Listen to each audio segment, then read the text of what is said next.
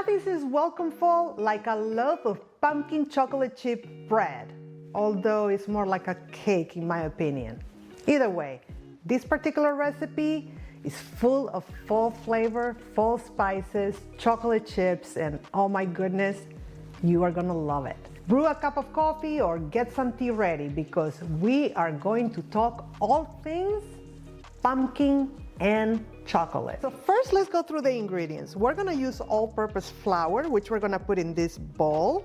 And to this, we're going to add baking powder, baking soda, salt, and pumpkin spice. You can make your own pumpkin spice at home by combining cinnamon, ginger, nutmeg, allspice, and and cloves.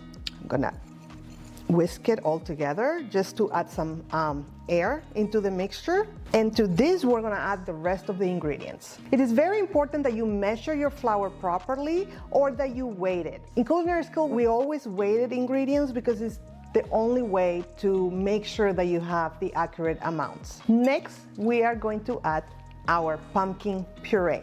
And I am using canned pumpkin puree. You can use freshly made pumpkin puree. That has a lot of moisture. So what you have to do is you will have to strain the pumpkin puree, maybe with like some cheesecloth, just so you get rid of some of the extra moisture that fresh pumpkin puree has, which is completely different than this. I always just buy these cans. I just been buying it forever, to be honest, but yes, you can make this pumpkin bread with homemade pumpkin puree. There you go, all of it in, and you just need one can. Next, I'm gonna add the sugar, and I'm using two types of sugar. I'm using a brown sugar and regular white sugar. Now, I'm using light brown sugar, but you could use dark brown sugar. It has a lot of molasses taste, and that just only helps with the flavor of fall, in my opinion. Next, I am going to use oil. I am using a mild oil, vegetable oil in this case. That's what I prefer for baked goods. And again, this recipe does not use butter, which is a saturated fat. Instead, we're using oil. Pour it in. Next, we're gonna put some water. The other sugar that I forgot because I don't know what I was thinking of. And I'm gonna use 4 eggs. It is important that you use room temperature eggs because they mix better with the mixture than cold out of the refrigerator eggs.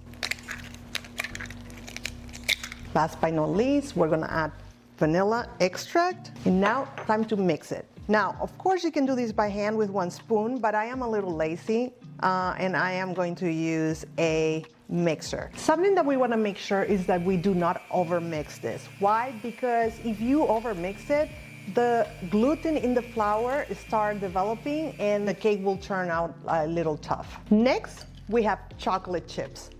My kids love the combination of pumpkin and chocolate chips because honestly, it's like peanut butter and jelly, okay? It's just the perfect marriage. And I prefer to use semi-sweet chocolate chips, but you can also use dark chocolate chips, which is going to give that chocolate taste without extra sugar. So before I add the chocolate chips, I just want to mix them with a little bit of flour. This is not a must, but I like doing it. It's something I learned in culinary school. We just want to combine the flour with the chocolate chips so they don't sink to the bottom of the pan. Give it a quick mix, and we are ready to put this delicious batter into loaf pans. Now here I have 2 prepared loaf pans that I grease and I dusted with some flour. You can simply just spray some cooking spray if you want, or do this. Use parchment paper if you want to just lift the loaves out of the pans. It's up to you. Many options, they all work. So I am going to pour this mixture on the loaf pans. Oh, the smell of pumpkin is just divine. Seriously, I almost want to eat it right now. And now we bake it at 350 degrees for about 60 to 80 minutes or until a toothpick inserted in the middle comes out clean. The loaves are completely cool, so I took them out of the pans and I have cut a few pieces for me and we're gonna taste it. So good. The best thing is, I'm still chewing, by the way, you get to make 2 loaves. If this is too much for you, don't worry. These freeze very well, and always you can just give it to somebody. Just make their day. This is a recipe to have in your back pocket and make on repeat. Now, what is your favorite fall treat? Whether it's a cake that you can have for breakfast or a dessert, just let me know and maybe I'll make it next time. If you like this or any other of my recipes, don't forget to like, subscribe, and share. Pumpkin bread with chocolate chips 1. Am I the director now? Do something, Riley. I'm kidding. No, you're not.